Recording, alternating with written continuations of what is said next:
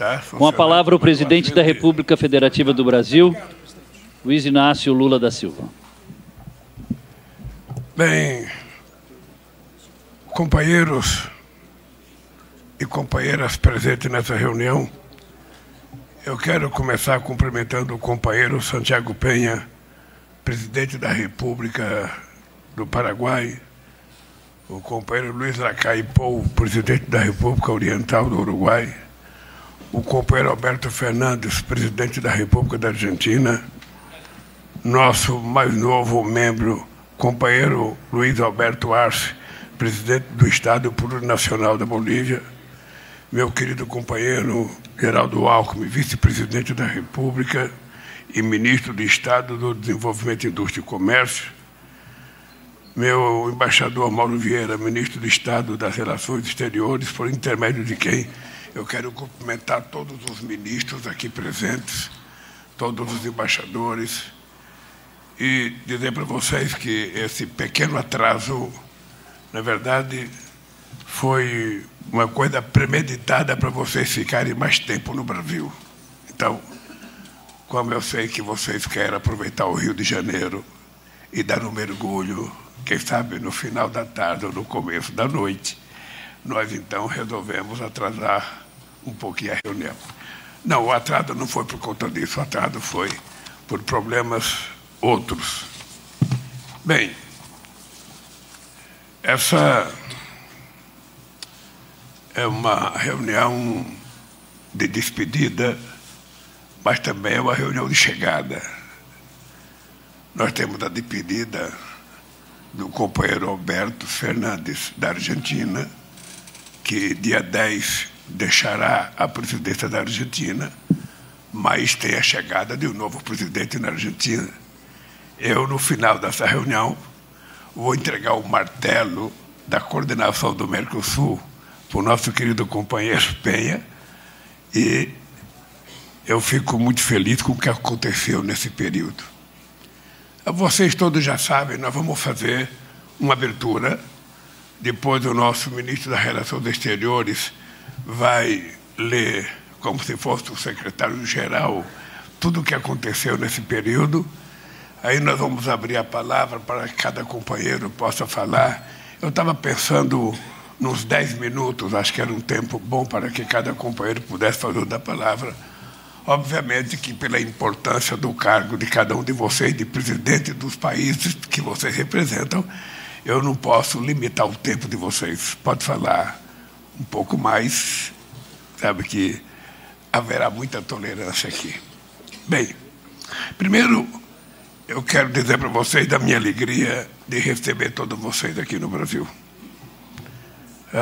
Haverá um tempo em que nós vamos decidir que o Mercosul será uma reunião mais demorada para que a gente não resolva tudo num único dia, que a gente possa ficar 3, 4 dias num país, para a gente poder conhecer melhor as pessoas e o país.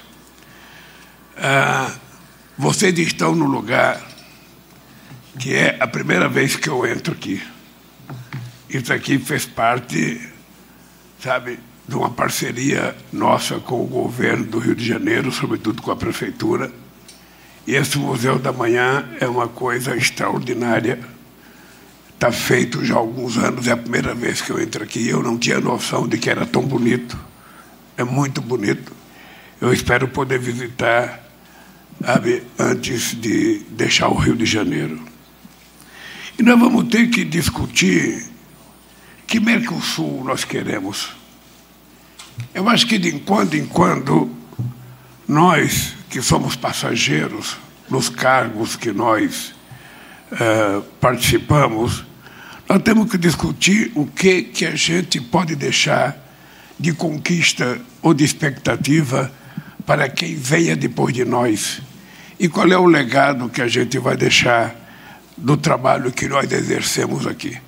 Cada um de vocês, quando exercer a presidência, vai exercer com muita vontade de fazer muita coisa, e depois a gente se dá conta de que nem tudo que a gente quer acontece do jeito que a gente quer.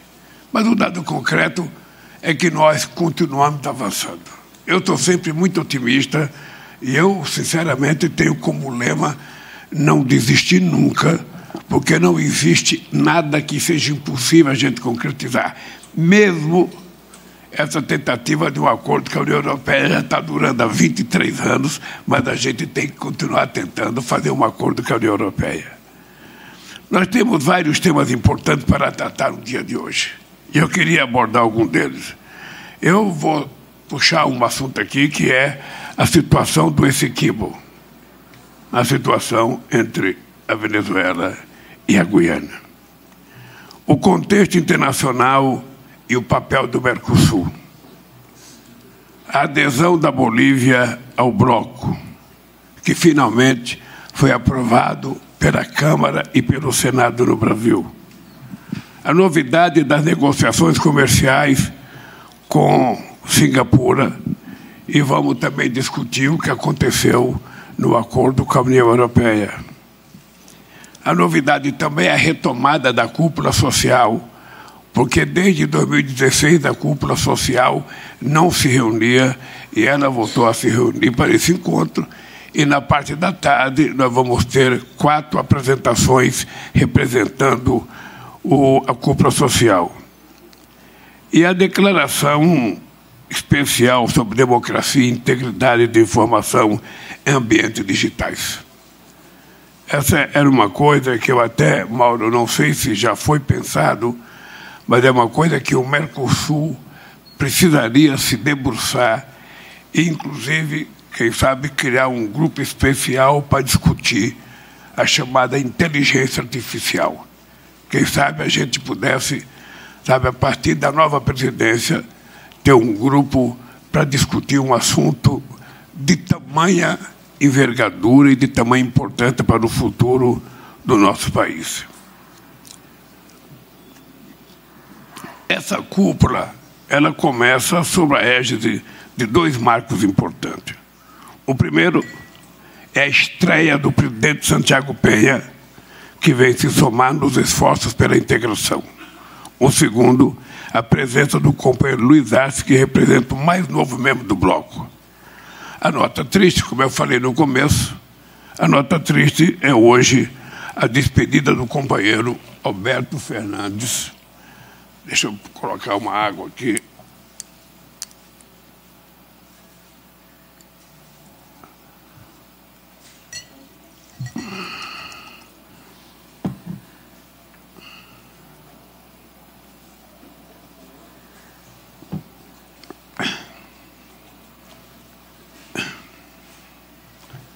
Eu, embora esteja pessoalmente triste com a partida do nosso querido Alberto Fernandes, porque nós temos uma relação de amizade, sabe, muito importante, e eu nunca esqueço o gesto do companheiro Alberto Fernandes indo me visitar na sede da Polícia Federal em 2018. Esse gesto, Alberto, eu nunca vou esquecer, e eu guardarei ele para o resto das nossas vidas. Bem, o companheiro Alberto, que encerra a sua gestão nos próximos dias, certamente foi um dos grandes amigos do Brasil. Aliás, desde que eu me conheço por gente e que eu tenho relação com a Argentina, eu lembro, desde o primeiro presidente que eu conheci, que foi Afonso, o Brasil sempre teve uma belíssima relação com a Argentina. Mesmo quando o Menem era presidente e o Fernando Henrique Cardoso era presidente, e os dois disputavam entre si quem era que tinha mais amizade com os Estados Unidos, a relação do Brasil sempre foi boa com a Argentina. Então, Alberto, é com muita tristeza, mas eu sei o papel importante que você jogou, o papel muito importante que você jogou nesse seu período de governo. Lamentavelmente, eu acho que você merecia melhor sorte, a economia poderia ter melhor sorte, mas aconteceu o infortúnio, inclusive, da pandemia e de uma seca que muita gente aqui foi prejudicada. A gente deve te agradecer pela forma corajosa com que procurou preservar o legado da CELAC e o legado da Unasul. Nós sempre tivemos em você a certeza de que a gente estava de um homem diante de um homem de bem, um homem honesto, um homem digno e um homem que tinha como compromisso maior a defesa dos interesses do querido povo argentino.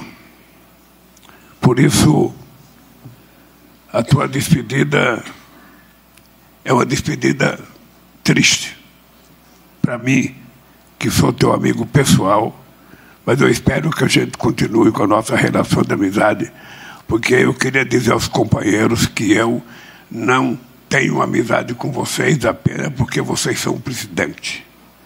Se algum de vocês deixar a presidência e eu encontrar em qualquer lugar do mundo, eu vou tratar com o mesmo respeito, com o mesmo carinho que eu trato vocês com o mandato. Porque a minha relação é com o presidente, mas, sobretudo, é relação humana. Eu gosto de gente, gosto de tratar as pessoas bem e gosto que a minha amizade seja eterna e para sempre. Não é uma amizade de mandato. Queria que vocês soubessem que assim vai ser a minha relação. Você, Penha, sabe como que é. Sabe, o nosso querido presidente do Uruguai sabe da relação. Sabe que eu tive, inclusive, com o Suguinete, que eu tive com o Tabarés e com o Pepe Mujica, e da mesma forma eu tenho certeza que vai ser a nossa relação. Depois que terminar o teu mandato, não sei quantas reeleições você vai disputar, que eu te encontrar em qualquer lugar do Rio de Janeiro, eu vou te convidar para a gente pegar uma prancha e, quem sabe, dar uma surfada em alguma praia brasileira. Bem, eu queria tocar um assunto que eu acho que é importante tocar, porque não tem explicação para a imprensa a gente fazer uma reunião e não discutir um assunto que eu não quero aprofundar no assunto, mas apenas que tenha sido notado aqui. É a questão do Essequibo. Todos vocês acompanham, conhecem um pouco da história, e nós estamos acompanhando com crescente preocupação o desdobramento relacionado à questão do Essequibo. O Mercosul não pode ficar alheio a essa situação. Por isso, eu quero submeter à consideração de vocês a minuta de declaração dos Estados-partes do Mercosul sobre essa controvérsia acordada pelos nossos chanceleres. Recordo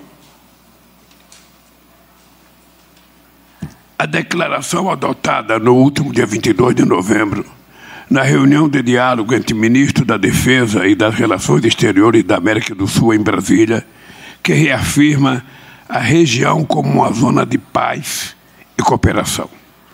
Não queremos que esse tema contamine a retomada do processo de integração regional ou constitua ameaça à paz e à estabilidade. Enfatizo a importância de que as instâncias da CELAC e a Unasul sejam plenamente utilizadas para o encaminhamento pacífico dessa questão.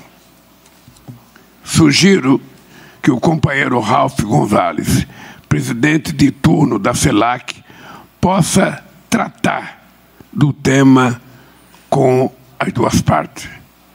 Caso considerado útil, o Brasil e o Itamaraty estará à disposição para sediar qualquer e quantas reuniões forem necessárias. Dito isso, eu gostaria de dizer que nós vamos tratar com muito carinho, porque se uma coisa que nós não queremos aqui na América do Sul é guerra.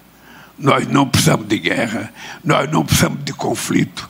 O que nós precisamos é construir a paz, porque somente com muita paz a gente pode desenvolver o nosso país, a gente pode gerar riqueza e a gente pode melhorar a vida do povo brasileiro. Se vocês estiverem de acordo, essa nota que tinha sido feita pelos nossos chanceleres e ministros da Defesa poderia ser aprovada aqui e a gente dela como lida, né? O segundo ponto que eu gostaria de discutir é o contexto internacional e o papel do Mercosul. Eu retornei da COP28 em Dubai, movido por um sentimento de grande urgência diante da questão climática. Aliás, eu queria dizer para vocês, uruguaios, paraguaios, argentinos, que eu, antes de viajar, eu fiz uma reunião para discutir todos os biomas brasileiros. E, meu caro Lacai, qual foi a minha surpresa? Que eu aprendi nessa reunião que os Pampas é um bioma. E que, portanto, eu levei os Pampas na minha discussão junto com os outros 5 biomas brasileiros para que a gente possa fazer a discussão a nível internacional pela importância que nós temos nessa questão do clima. Acho que nós temos muito a ensinar ao mundo em se tratando de discutir essa famosa transição energética que já apresenta e essa questão climática. O mundo se aproxima muito rapidamente de um cenário catastrófico. Acho que vocês todos sabem que há 30 anos atrás a gente tratava essa questão ambiental com certo desprezo. Era uma questão, sabe, de intelectuais, era uma questão de acadêmicos, ou seja, a gente nunca, sabe, deu a importância. Agora, a natureza está nos chamando a atenção. Dê importância, porque as coisas vão acontecer cada vez mais rápido, cada vez mais forte, se vocês não respeitarem. E nós, seres humanos, que somos considerados a parte inteligente do mundo animal, somos o único capaz de destruir o nosso habitat natural. Então, eu acho que essa responsabilidade com o meio ambiente é uma coisa extraordinária e nós sabemos o que a nossa região já está sofrendo com a mudança climática. Eu nunca imaginei ver os rios mais caudalosos do mundo seco. E nunca imaginei a quantidade de ciclone que teve no Rio Grande do Sul e Santa Catarina nos últimos tempos. Ou seja, e tem acontecido em todos os outros países, e nós, então, temos compromisso muito sério. Enchentes e secas, ou seja, levar à morte e destruição muita gente, muitas comunidades do nosso país. Nós somos o continente com a maior floresta tropical, as maiores reservas de águas e de biodiversidade do mundo. Abrigamos 2 das 5 maiores bacias hidrográficas do planeta, a Amazônica e o Prata. O Mercosul é um espaço estratégico de coordenação também para temas globais. Em 2 anos, o Brasil vai sediar a COP30 e eu espero que todos vocês estejam participando ativamente, que é a primeira vez na história que a Amazônia vai falar dela própria. A Amazônia é muito citada no mundo. Hoje não tem um debate que você vai em qualquer lugar do planeta que as pessoas falam da Amazônia. E, portanto, vai ser a primeira vez que a Amazônia vai falar por ela mesma. O projeto que nos levará à COP de Belém, no Pará, passa pela presidência do Brasil do G20, que assumi no último dia 1º de dezembro. Eu agora, é importante que vocês me tratem, que eu agora sou o presidente do G20, sabe? E nós vamos fazer, possivelmente, a mais importante reunião, e eu quero contar com o apoio e com a participação de vocês, porque nós vamos ter dezenas e dezenas de reuniões, de muitos ministérios, de muitos temas, e vocês sabem que todos os companheiros do Mercosul e da América do Sul serão nossos convidados na construção do sucesso da realização dessa situação. Vocês sabem que o nosso o lema é construindo um mundo justo e um planeta sustentável. A nossa presidenta tem 3 linhas de ação para estruturar o trabalho do grupo. Primeira, a inclusão social e o combate à fome e à pobreza. Segundo, transição energética e o desenvolvimento sustentável. E terceiro, a reforma da governança global.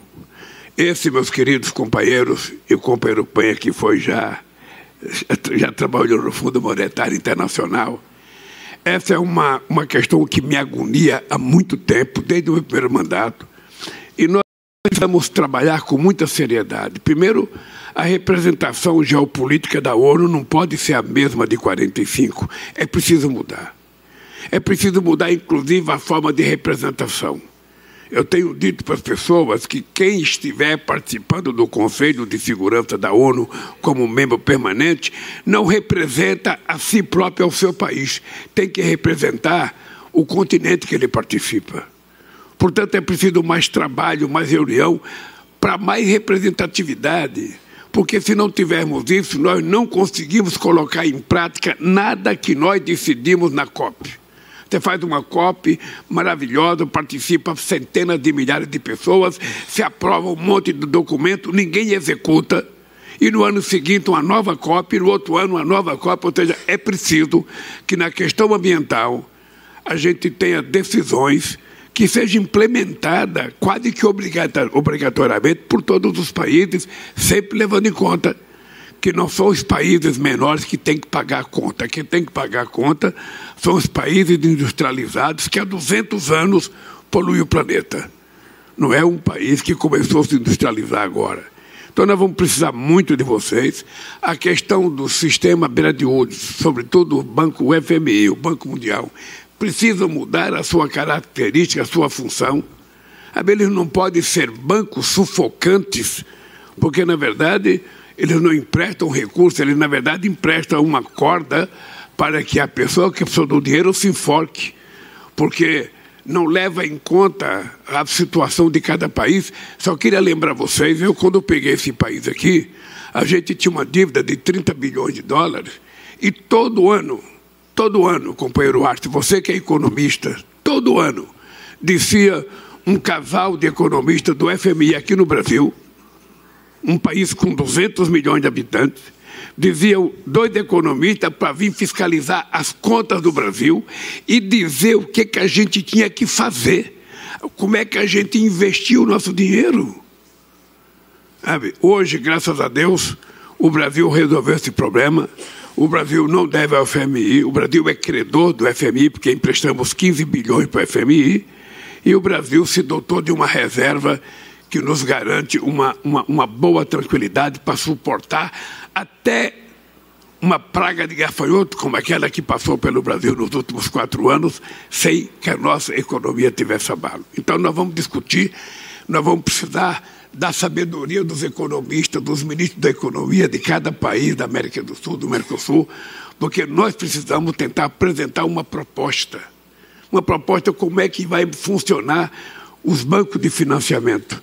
A África hoje, o nosso amigo Penha conhece bem, porque ficou em Guiné-Bissau um tempo, a dívida da África me parece que é 860 bilhões de dólares. Se não houver uma mudança, aqueles países nunca terão chance. E o que é que nós estamos vendo acontecer? A cada mês aparece um golpe de Estado, aparece uma tentativa de golpe, aparece... Se a gente não fortalecer o regime democrático, eu acho que nada mais a gente vai conseguir. Então, é muito importante. Eu queria que vocês já se sentissem convidados a participar, do nosso G20 aqui no Brasil. Gostaria que vocês soubessem que nós vamos precisar de vocês na construção do G20, e gostaria que vocês soubessem que nós queremos convidar vocês para participar também da nossa reunião dos BRICS aqui, que será em 2025. Portanto, nós estamos com uma agenda internacional muito grande, e se tudo der certo, a gente vai fazer ainda a Copa do Mundo de Futebol Feminino em 2027. Espero que a gente não passe o vexame da Copa do Mundo de 2014, quando apanhamos de 7-1 da Alemanha. Sinceramente, não precisava maior vergonha. Bem, temos aqui o nosso companheiro Luiz Arce, que a entrada deles para nós é uma conquista muito importante para o Mercosul. Eu acho que o Mercosul passará a contar agora com 283 milhões de pessoas e um PIB de 4,8 trilhões de dólares. Não é um PIB qualquer, gente. É um PIB importante. Daí porque eu tenho há muitos anos, há muitas décadas, a consciência de que qualquer que sejam os presidentes que governam os nossos países, nós temos que ter, a ideia de que juntos nós somos mais fortes, separados nós somos mais fracos. Essa é uma convicção que eu tenho antes de virar presidente a primeira vez. Portanto, você sabe que com a entrada da Bolívia a gente ganha, além de um país, um território importante, de um país que tem gás, de um país que tem materiais críticos, muitos minérios críticos, que tem um monte de coisa, tem uma cultura extraordinária. Tem uma cultura exuberante e vai fazer parte, sabe, do nosso querido Mercosul agora como membro nato. E tem algumas coisinhas para cumprir, ele sabe que ainda tem que cumprir, mas eu acho que está bem. Bom, a outra é que com a integração da Bolívia, nós estamos efetivamente nos aproximando de realizar o sonho da integração entre Atlântico e Pacífico. Nós estamos, nesse instante, sabe, vai ser apresentado para os ministros do transporte, de planejamento de todos os países. A nossa ministra Simone Tebet, ela vai apresentar um programa de estruturação, de ligação dos nossos países, do nosso continente. São ferrovias, são rodovias, são hidrovias, tá? E aeroportos. Ela está com um programa que vai apresentar hoje, Simone.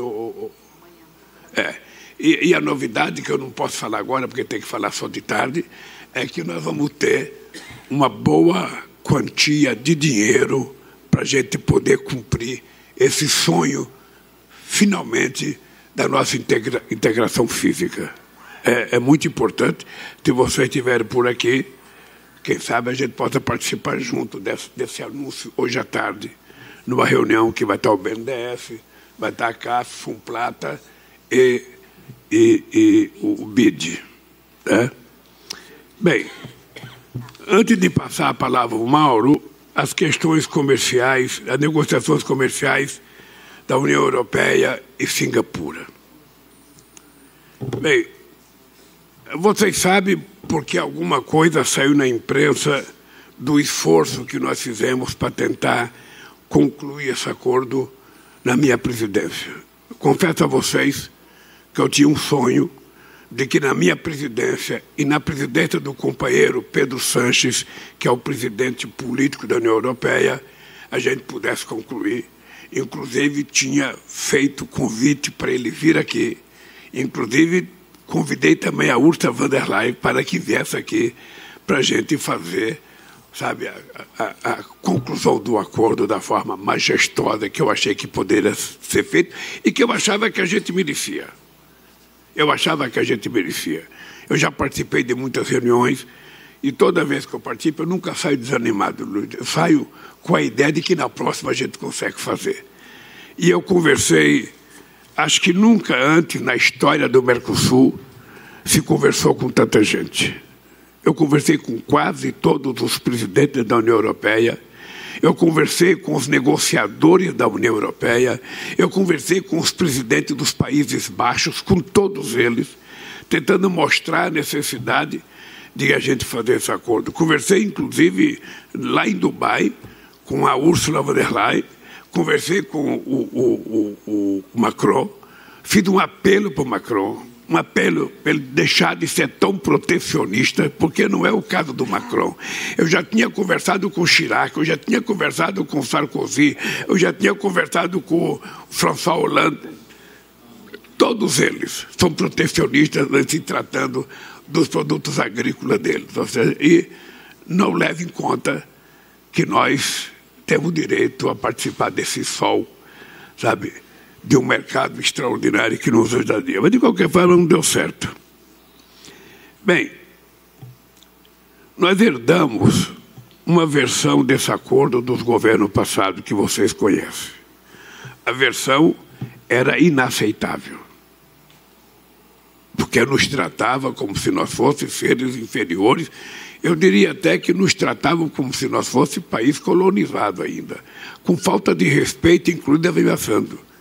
Isso eu fui na Espanha conversar com o Pedro Sanches, eu falei que era inaceitável as palavras colocadas naquela carta adicional que eles mandaram para nós.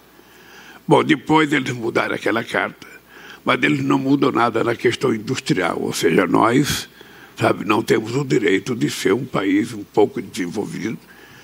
todo mundo sabia que a questão das compras governamentais é muito importante para um país se desenvolver, né?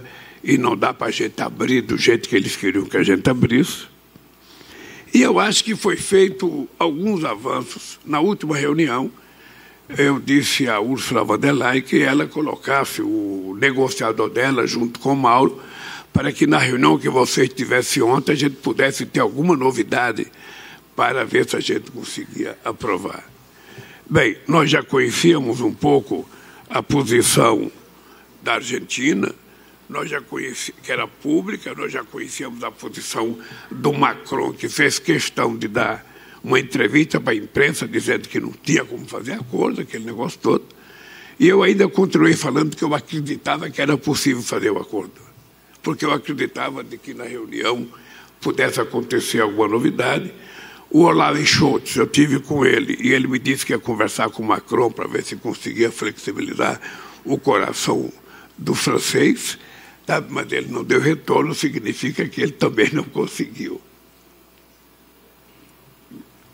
Nós vamos estar aqui, o Mauro vai fazer um relatório para nós. Eu acho que o texto que nós temos agora é mais equilibrado do que o que estava no outro governo. Mas, mesmo assim, eu acho que é insuficiente. A resistência da Europa ainda são muito grande. São muito, muito grande. Quer dizer, eu estranho a falta de flexibilidade dele de entender que nós ainda temos muita coisa para crescer, temos sabe, o desejo de nos industrializar, sabe, e que nós só precisamos de flexibilidade deles comprar alguma coisa nossa com maior valor agregado. Mas eles ainda não estão sensíveis para isso. Eu acho, querido companheiro Penha, quando você assumir a presidência, sabe, não desista nunca, cara. Não desista. Teme, brigue, converse, porque é assim mesmo. A União Europeia ela só precisa reconhecer a credibilidade dos dados do nosso sistema nacional de monitoramento e certificação do desmatamento. Eu não vou ficar prestando conta das coisas que a gente faz, sabe, para qualquer um. Nós tratamos a questão ambiental com muita seriedade, muita seriedade. Eu tenho um compromisso público de que nós vamos chegar em 2030 com desmatamento zero. É um compromisso público que eu tenho e nós vamos cumprir. Só esse ano, nós já diminuímos o desmatamento em 49,7%, só em 10 meses. Significa que nós vamos ser muito duros. Aliás, por falar em ser duro, Penha, eu queria te dar os parabéns pelo comportamento da sua Polícia Federal, junto com a Polícia Federal Brasileira e junto também com os americanos, para destruir a maior quadrilha de contrabando de armas que eu tive conhecimento na nossa querida América do Sul. Então, estou te dando aqui os parabéns pelo trabalho da sua Polícia Federal. Bem, nós vamos ter ainda o acordo com Singapura, que eu não sei se vocês vão estar aqui, se a assinatura vai ser com todo mundo, mas eu acho que é um sinal muito importante esse acordo de livre comércio entre Mercosul e Singapura. É o primeiro acordo dessa natureza firmado pelo Mercosul desde 2011. Significa que é um estímulo para a gente continuar acreditando que as coisas vão dar certo. Trata-se do primeiro acordo de livre comércio firmado pelo Mercosul com países da Ásia, uma das regiões mais dinâmicas do comércio internacional. O acordo tem um potencial de estimular a atração de investimentos. Em 2022, conforme a informação da UNCTAD, Singapura foi o 11º investidor global. Então, eu acho que é um passo importante. E depois nós vamos ter a cúpula social. A cúpula social se reuniu aqui, são mais de 300 pessoas que participaram. Eles tinham deixado de funcionar de 2016 até agora. Nós recuperamos, eu espero, Penha, que você possa continuar recuperando, porque essa gente representa o que a gente tem de vivo na nossa sociedade, sabe, que vão nos ajudar, porque são os trabalhadores, são as pessoas da saúde.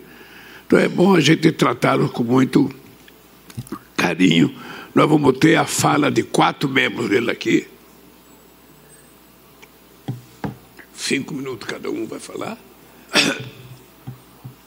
Bem, e depois a questão, nós vamos, o 6º ponto aqui, a declaração especial sobre a democracia e integridade de informação em ambientes digitais. Esse é um assunto que eu não sei como é que está sendo tratado internamente dentro de cada país. Mas essa questão digital é uma coisa muito séria, que eu não acredito em solução individual para nenhum país. Eu acho que terá que ser uma decisão global.